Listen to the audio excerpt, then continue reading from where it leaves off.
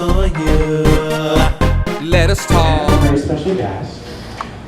He's a certified professional life coach, and he's the founder of the Gay Life Coach.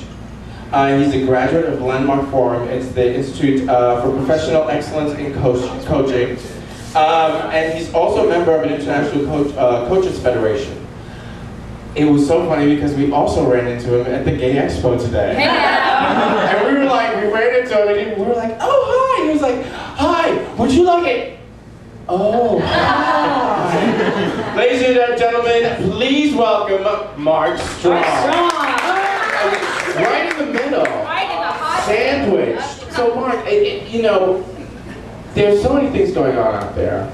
There's, you know, I'm the old-fashioned guy, and everybody, well, not everybody else on the panel, but we've been arguing back and forth that it expands people's opportunities and this and that. To me, it kind of narrows everyone's opportunity, this whole internet dating thing.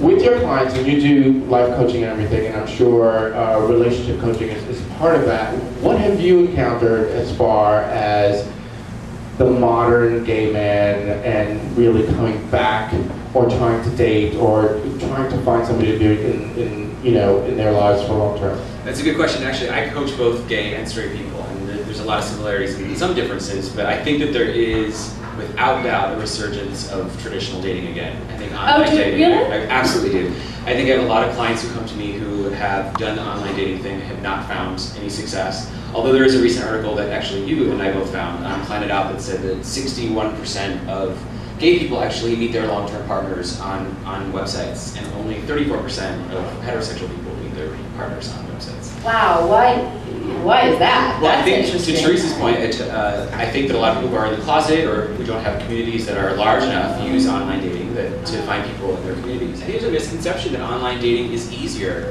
than dating in the offline world. And I think when it first came out, that was true. There was check boxes and pull-down menus, and you had this illusion of 250, sometimes zero, but 250 who are the perfect match for you, you know? Right. And I think in reality what we found is that of those 250 people, really there was only one or two that were probably, Right. even possibly interested, just like as many people who would be right for you in a bar situation as well.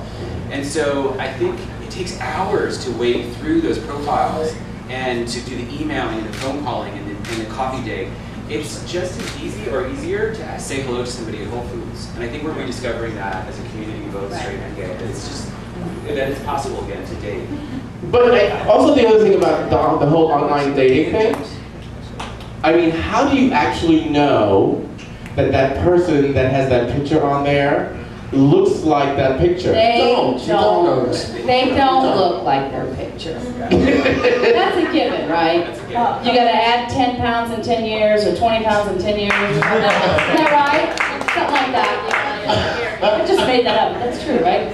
20 pounds, 10 years, that's what it is. Yeah. So, I mean, it's just, I'd rather look at somebody in the eye. Oh, there he goes again. I'm looking in the eye. Isn't there something to that, though? There is, But absolutely. the eyes are going to be connected to a body that you have to somewhat be attracted to. Okay, you can look I'm into not someone's saying- eyes, no, I'm not but saying it's that at also all. a physical attraction. It's not just Yeah, I but- look in your eyes across the room and now there's something there. It's more than that. I'm not saying that at all. I mean, there have been occasions. You need to leave the room.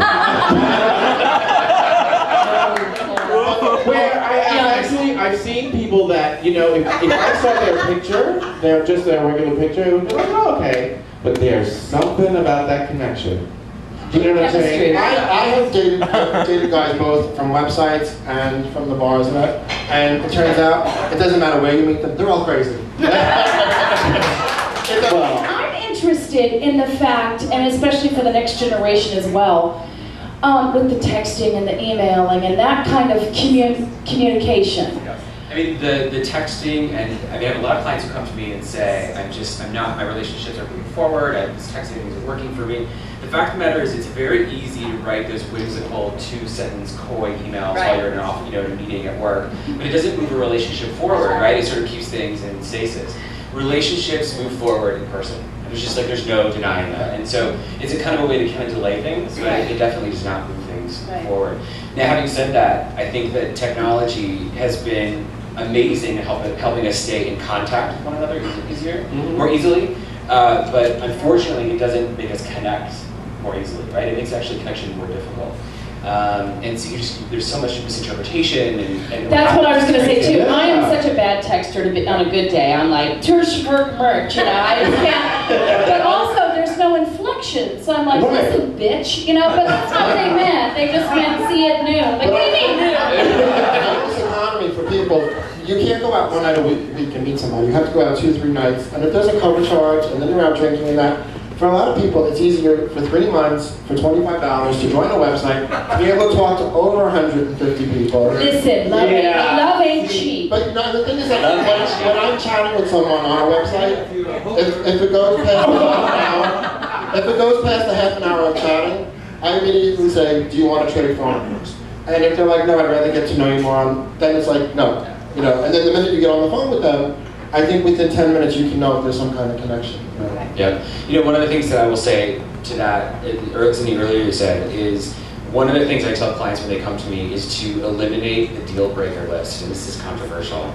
But I have clients who come to me. Eliminate the deal breaker list? Wait, what's the deal breaker The list? deal breaker list is I won't date whistlers. What if it's married? I won't date vegans, you know, because whatever. So clients come through all this incredible list of things that they won't do, and I'm telling you, it incredibly narrows the field that you could possibly date. And so I ask clients to envision the relationship that they want to be inside, what they want to get to a relationship, what they want to get out of a relationship, etc., and then look for the men or the women who fulfill that relationship potential.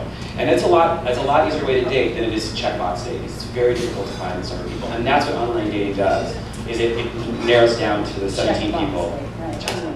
I disagree with you on the checkbox. I mean, I see what you're saying about, you know, not having like, if he's a whistler, but there are guys who get online who are married, who are otherwise committed, and will go through overtures just to get laid, like really long overtures. And that's cool. They just said, I just want to get laid. This is my situation. All right, fine. Bada bing, bada bang. See you later. I work with clients who date by date who are insistent on doing online dating, which is great. I always say, don't over gel, don't under deodorize, don't over perfume, don't underdress, and make it about, you know, look like yourself and act like yourself. And you know, you do, after a while of online dating, you can sense who the frauds are. You know, you can kind of sense who the players are. How though? How do you sense it over pixels? You sense it over pixels tied with going on some dates. You kind of tie like a certain kind of profile, and you're like, well, this isn't at all what they were saying. And you can sort of start to read that after a certain period of time. But of course, you can also have horrible experiences. There's no doubt about it. Yeah. Well, you can have that in the real world. What have you done shows where older men say, I'm invisible to the community? What advice do you have for someone older who's looking to go back out and start dating again and looking for somebody? Because apparently in the gay community, once you hit 40, you're gone. Yeah, you know. It's up for you.